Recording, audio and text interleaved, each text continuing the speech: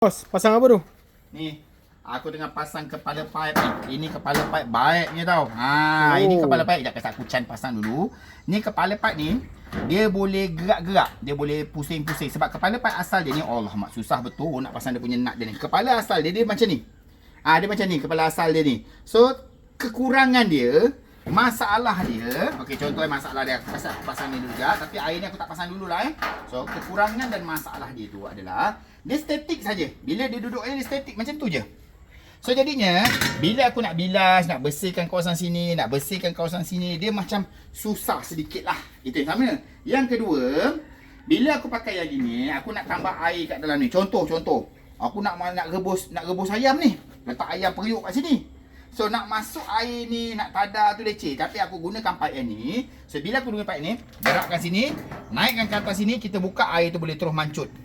Dekat dalam periuk kita tu. So yang ini sebenarnya dia bukan untuk kitchen punya pipe. So yang ini dia universal.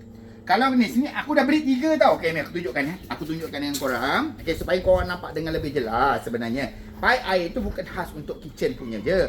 Yang itu nampak tu dekat tabletop aku ni, aku gunakan pipe yang sama. Cuma yang ini aku ambil jenis pillar dari bawah. Okey. Masuk daripada bawah. So kena pastikan sebab kepala pipe ni dia ada 2 version. Satu masuk daripada bawah dan satu lagi dia masuk daripada tepi. Macam ni. Nampak tak? Dia masuk daripada tepi macam ni. So ikut korang punya keperluan. Kalau korang punya keperluan tu dari bawah, ambil daripada bawah.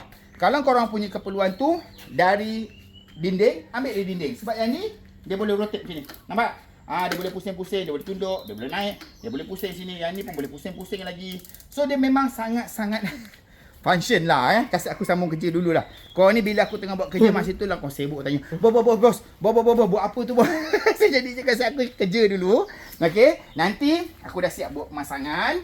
Korang nak tengok dia punya hasil dia, kasih aku Chan dulu lah. Nanti aku bukan nak buat next video, aku tunjukkan macam mana dia punya hasil dia selepas buat pemasangan. Tapi yang ini aku tak cakap dengan korang korang takkan menyesal kalau korang beli pipe air ni. Yang ini tak payah cari dekat hardware, memang tak ada jual. Dia kat dalam beg kuning saja. So jadinya saya letakkan kat dalam beg kuning, korang grab kat dalam beg kuning saya. Okey? Assalamualaikum.